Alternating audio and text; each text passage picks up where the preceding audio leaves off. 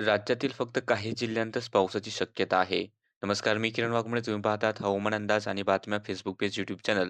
आज 25 ऑगस्ट सायंकाळचे 6:30 वाजलेत. पाहूयात आज रात्री आणि उद्या राज्यातील हवामान कसे राहील. त्या अगोदर पूर्व विदर्भाच्या भागामध्ये अपेक्षितप्रमाणे पाऊस होतोय. त्यातल्याच गडचिरोली जिल्ह्यामध्ये चांगल्या जोरदार पावसाच्या सरी झाल्या.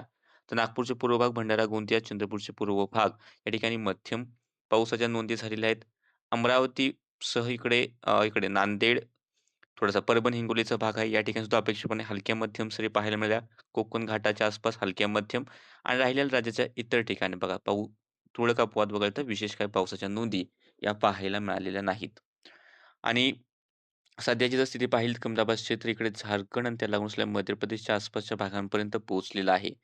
आणि मान्सूनचा आस असले कमजोर पट्टा या सिस्टीमच्या आसपासून दिल्लीच्या आसपासून अशा प्रकारे बंगालच्या उपसागरात विस्तारला आहे. त्यामुळे दिल्लीच्या आसपास पावसाचा जोर हा वाढलेला आहे आणि ही जी सिस्टीम आहे, ती पुन्हा एकदा थोडीशी पश्चिमेकडे आल्यानंतर पूर्वेकडे जाण्याचा अंदाज आहे. म्हणजे ही सिस्टीम सुद्धा पश्चिमेकडे पुढे जाणार नाही. पुन्हा एकदा अरबी समुद्राकडे न जाता ही बंगालच्या उपसागराकडेच माघारी वळण्याची शक्यता आहे. याचा जो प्रभाव आहे तो विदर्भाच्या भागामध्ये अजून काही दिवस पाहायला मिळेल. पण यामुळे खूप मोठ्या प्रमाणावरती, खूप मोठ्या क्षेत्रावरती विदर्भात पाऊस होईल का? तर तसं नाही. आपण सॅटेलाईट इमेज जर पाहिली तर सध्या पावसाचे ढग भंडारा गोंदियाचे एक दुसरे भाग, गडचिरोलीचे एक दुसरे भाग, चंद्रपूर, वर्ध्याचे एक दुसरे भाग, अमरावतीचे उत्तरेकडील एक दुसरे भाग या ठिकाणी हलक्या-फुलक्या पावसाचे ढग दिसतायत. बीड, धाराशिवचा सीमावर्ती भाग, त्यानंतर इकडे अहिल्यानगरचा थोडासा बीडला लागून असलेला भाग किंवा धाराशिवला लागून असलेला भाग, एक छोटासा पावसाचा ढग आहे. खूप मोठा पाऊस नाही, मात्र काहीशा सरी या ठिकाणी आहेत. सोलापूरच्याही काहीशा भागामध्ये, दक्षिण भागामध्ये थोडासा एक छोटा पावसाचा ढग आहे. अहिल्यानगर, छत्रपती संभाजीनगर, नाशिक ढगाळ हवामान, हलके-फुलके थेंब. विशेष काही या ढगांपासून पाऊस नाही. घाटाच्या आसपास सुद्धा हलक्या-फुलक्या सरीच आहेत. कोकणातही अधून-मधून थोड्याशा हलक्याशा सरी पाहायला मिळतायत.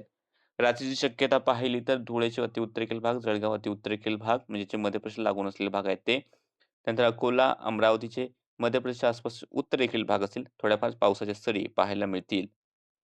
यानंतर हे जे काही ढग आहेत बीड, धाराशिवच्या आसपास किंवा लातूरच्या आसपासचे भाग हलक्या-फुलक्या सरी देतील. जास्त काही यापासून खूप मोठ्या पावसाची अपेक्षा करू नका. घाटात आणि कोकणात सुद्धा हलक्या-फुलक्या किंवा हलक्या मध्यम सरीच राहतील.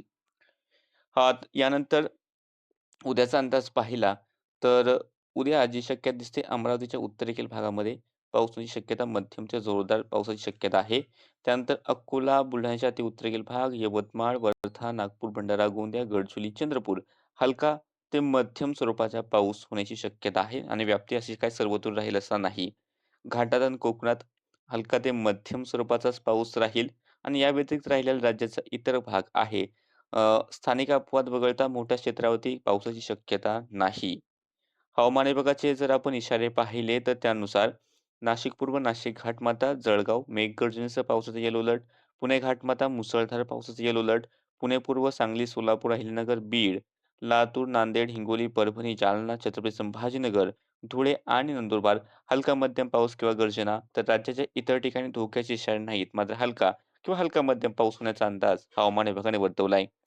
सध्याच्या अपडेटमध्ये इतकंच. हवामानाचे असेच अंदाज पाहण्यासाठी फेसबुक पेज फॉलो करा. यूट्यूब चॅनल सबस्क्राईब करून ठेवा.